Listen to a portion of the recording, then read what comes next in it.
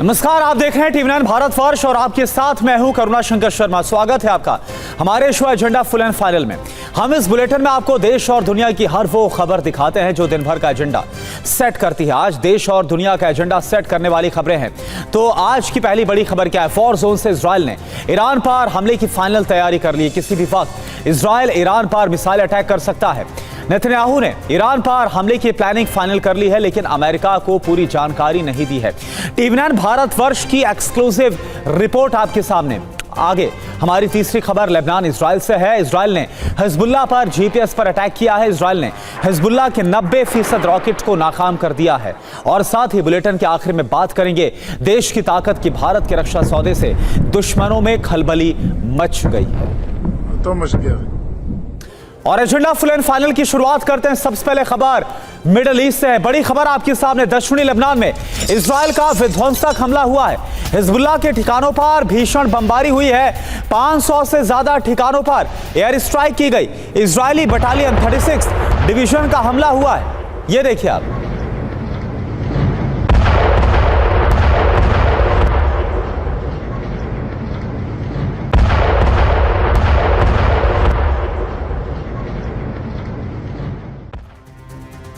और देखिए एक और बड़ी खबर। देर रात लेबनान का इजराइल पर बहुत बड़ा हमला। बेरूत के दाहिया में मिसाइल से अटैक किया गया। हिजबुल्लाह के गढ़ में बारूदी बारिश। मिसाइल अटैक में हिजबुल्लाह को भारी नुकसान पहुंचा है। तो देखिए बेरूत के दाहिया में एक बार फिर से लेबनान की राजधानी बेरूत में किस तरह से हवाई हमले को अंजाम दिया गया है, एयर स्ट्राइक को अंजाम दिया गया। हिजबुल्लाह के गढ़ को ध्वस्त किया गया है। यह देर रात की तस्वीर आपको हम दिखा रहे हैं।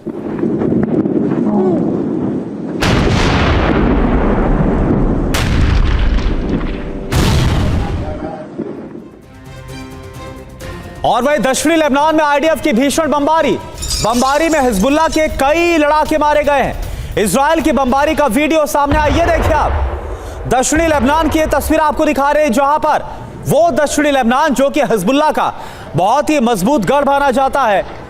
और यहां पर चुन चुन कर हिजबुल्लाह के ठिकानों पर बम गिराए जा रहे हैं। ड्रोन के जरिए जिस अटैक को अंजाम दिया गया वो इस वक्त आपको हम दिखा रहे हैं। देखिए किस तरह से नीचे हिजबुल्लाह के लड़ाके आपको नजर आ रहे हैं। और इसके बाद ड्रोन से इनको ट्रैक किया गया और फिर धमाका करके बड़ा नुकसान पहुंचाया गया।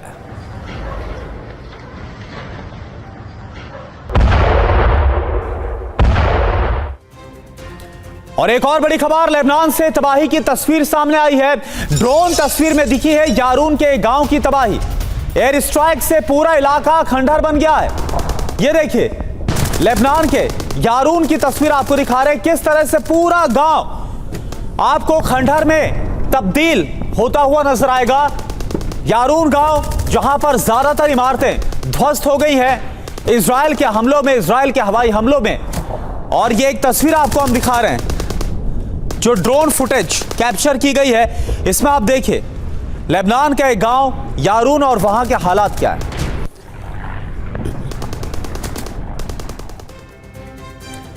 तो लेबनान से तबाही की तस्वीर सामने आई है। ड्रोन तस्वीर में दिखी है यारून के गांव की तबाही।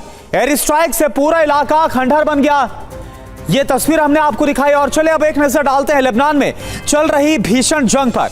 जी हां, हिजबुल्लाह की तबाही, लेबनान पर आफत कैसे आई है, ग्राउंड ऑपरेशन इस वक्त कैसे चलाया जा रहा है। आईडीएफ की 4 बटालियन इस वक्त ग्राउंड ऑपरेशन में लगी हुई है। पहली है 98th डिवीजन, दूसरी है 91st डिवीजन और तीसरी बटालियन है 36 डिवीजन और चौथी बटालियन है 146 डिवीजन। ये कुल मिलाकर 4 इस वक्त डिवीजन है आईडीएफ की जो कि ग्राउंड ऑपरेशन को आगे बढ़ा रही है। कहां पर कब्जा हो गया है आईडीएफ का, ये भी आप देखिए। दक्षिणी लेबनान में मरौन अल रास आईडीएफ का कब्जा यहां पर पूरा हो गया है। यारा उन यहां पर आईडीएफ का भी कब्जा हो गया है। ओडेस यहां पर आईडीएफ का पूरा कब्जा हो गया है। कफ किला यहां की बात करें तो आधे शहर पर आईडीएफ का कब्जा हो गया है। यह जानकारी सामने आ रही है। और माउंट अवीखिम यहां की अगर बात करें तो 80% इलाके पर आईडीएफ का कब्जा हो गया है। कहां कहां पर इस वक्त भीषण लड़ाई चल रही है ये भी आप देखिए।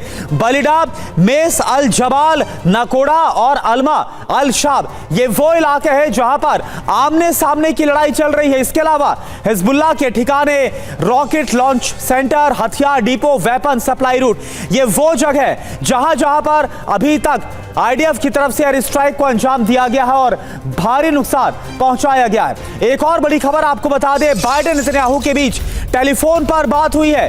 फोन पर 30 मिनट तक दोनों नेताओं के बीच में बातचीत हुई है। ईरान पर हमले को लेकर बात हुई है, चर्चा हुई है। बाइडेन के साथ कमला हैरिस भी मौजूद थी। नेतन्याहू के साथ सीडीएस और सुरक्षा सलाहकार भी मौजूद थे।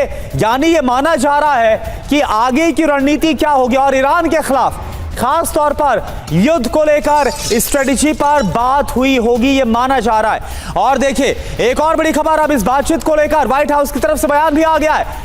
बाइडेन नेतन्याहू की बातचीत पर व्हाइट हाउस ने जारी किया है बयान, जो ऑफिशियल जानकारी सामने रखी गई है। दोनों देशों में कई मुद्दों पर बात हुई है। ईरान पर बैलिस्टिक मिसाइल से हमले को लेकर भी बात हुई है।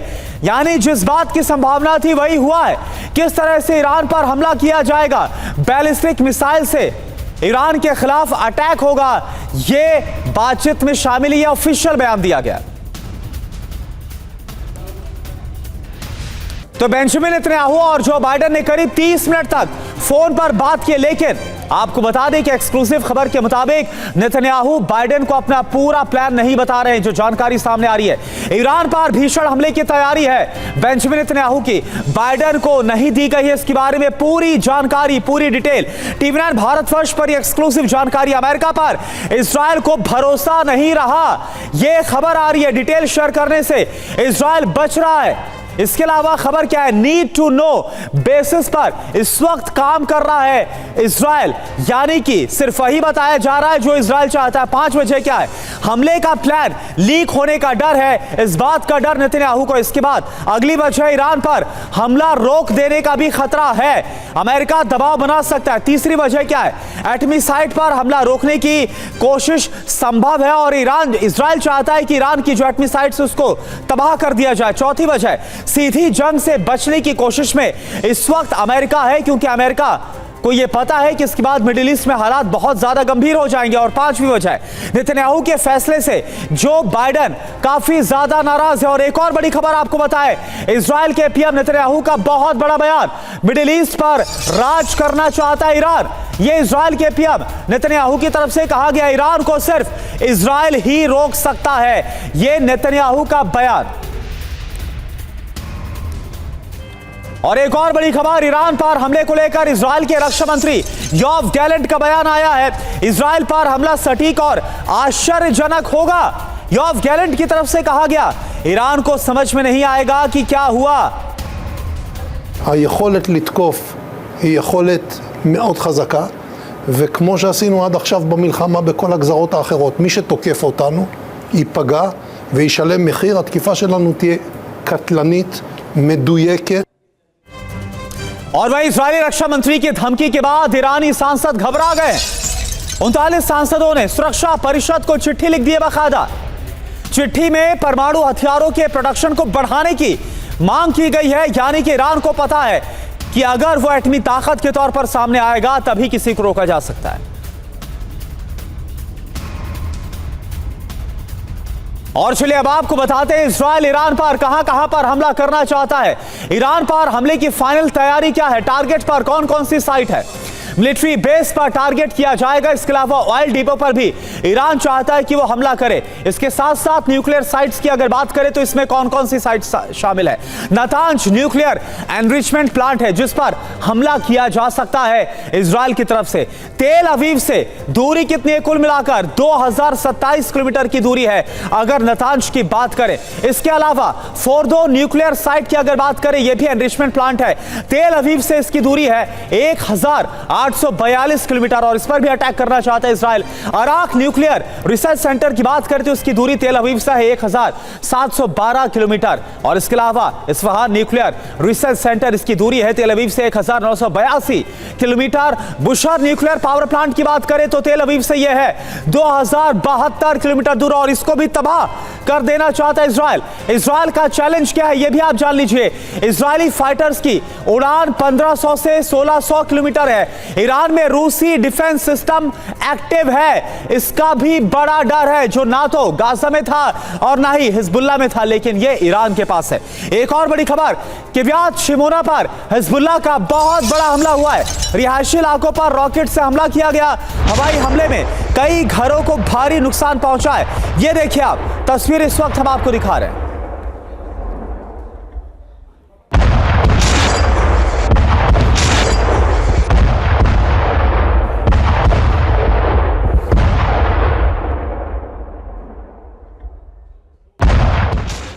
और एक और बड़ी खबर, उत्तरी इजराइल में फिर से रॉकेट हमला हुआ है। हिजबुल्लाह ने 100 से ज्यादा रॉकेट दागे हैं। हिजबुल्लाह के कई रॉकेट हमले सफल हुए। हमले से सफाद और मेरोन में आग लग गई है। भीषण तबाही की तस्वीरें सामने आई हैं।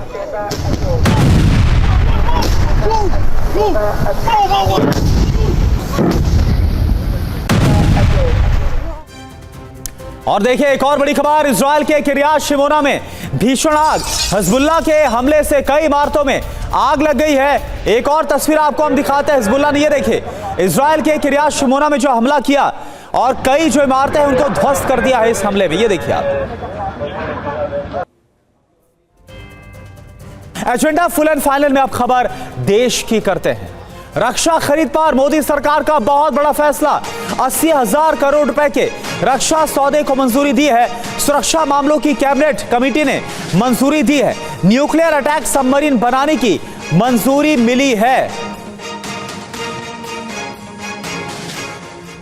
तो मेगा रक्षा सौदे की मंजूरी, भारतीय सेना की बढ़ेगी कैसे ताकत, यह आप जान लीजिए। 80,000 करोड़ के रक्षा सौदे को मंजूरी दी गई है। यूएस से 31 प्रीडेटर ड्रोन खरीदे जाएंगे। इसके तहत 16 स्काई गार्डियन ड्रोन भी खरीदे जाएंगे। 15 सी गार्डियन MQ-9B ड्रोन खरीद की जाएगी। 15 ड्रोन इंडियन नेवी को इसमें मिलेंगे। 8 ड्रोन आर्मी को, 8 ड्रोन एयरफोर्स को दिए जाएंगे। ड्रोन से सेना की इंटेलिजेंस निगरानी क्षमता बढ़ेगी। परमाणु पनडुब्बी के लिए 45,000 करोड़ रुपए। देश में 2 परमाणु पनडुब्बियों का निर्माण होगा। यह जो फैसला है वो सुरक्षा कैबिनेट में लिया गया।